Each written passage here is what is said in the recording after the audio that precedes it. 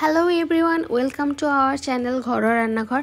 আজকে আমরা আপনাদেরকে করে দেখাবো কিভাবে চিংড়ি মাছ দিয়ে ডাটার তরকারি রান্না করবেন। চিংড়ি মাছ দিয়ে ডাটার তরকারি রান্না করার জন্য যা যা উপকরণ লাগবে তা আমরা আপনাদেরকে দেখিয়ে দেব।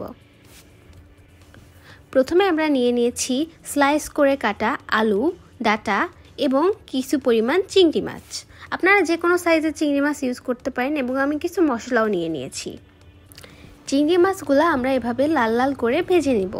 চিংড়ি মাছ ভাজার পর আমরা এর মধ্যে দিয়ে দিচ্ছি রসুন বাটা, পেঁয়াজ বাটা এবং কাঁচামরিচ বাটা। ভালোভাবে সবগুলো উপকরণ আমরা মিক্সড করে নিব, ঠিক এরকমভাবে।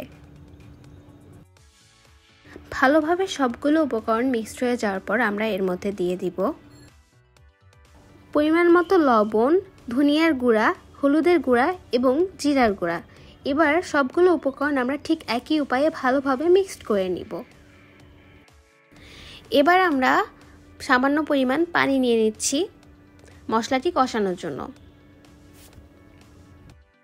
কিছুক্ষণ এভাবে নাড়াচাড়ার পর আপনারা দেখতে পাচ্ছেন আমার মশলাটি কষানো হয়ে এসেছে। এখন আমি আমার রাখা স্লাইস করে কাটা ডাটা এবং আলুগুলা ভালোভাবে সম্পূর্ণ মশলার সাথে মিক্সড করে নিচ্ছি। এভাবে ভালোভাবে আপনারা নেড়ে নেবেন যাতে প্রতিটি উপকরণ এই ডাটা এবং আলুর সাথে মিক্সড হয়ে যায়। এবার আমরা তরকারিটি কষানোর জন্য এখানে দিয়ে দিচ্ছি সামান্য পরিমাণ পানি। পানি দেওয়ার পর আমরা তরকারিটি ঢেকে দিব। কিছুক্ষণ পরে আমরা দেখতে পাচ্ছি তরকারিটা অলমোস্ট কষানো হয়ে এসেছে। 10 মিনিট রাখার পর আমরা তরকারিটি আবার একই উপায়ে নাড়াচাড়া করে নিব এবং এরপর এটা ঢেকে দিব।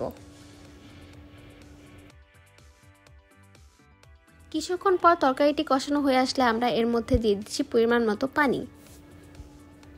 আপনারা ঠিক যতটুকু ঝোল খাবেন ঠিক ততটুকু পরিমাণে আপনারাও পানি দিয়ে নেবেন। আমরা এতটুকু খাবো তাই আমরা এত পরিমাণে পানি নিয়ে নিয়েছি। আমরা আবারও ঢাকনা দিয়ে ঢেকে দিব। 10 মিনিট পর তরকারির ঢাকনাটা ওঠানোর পর এত সুন্দর একটা স্মেল আসবে, আপনারা ওটা থেকে বুঝতে পারবেন এই তরকারিটা খেতে আসলে কতটা মজা লাগবে। চিংড়ি মাছ দিয়ে ডাটার তরকারিটি আমার রান্না করা শেষ হয়ে গিয়েছে। আপনারা দেখতে পাচ্ছেন আমি ঢেলে নিয়েছি। আপনারা অবশ্যই আমার এই রেসিপিটি বাসায় ট্রাই করে দেখবেন। গরম গরম ভাতের সাথে এটি খেতে খুবই মজা লাগবে। Thank you for being with us. আল্লাহ হাফেজ।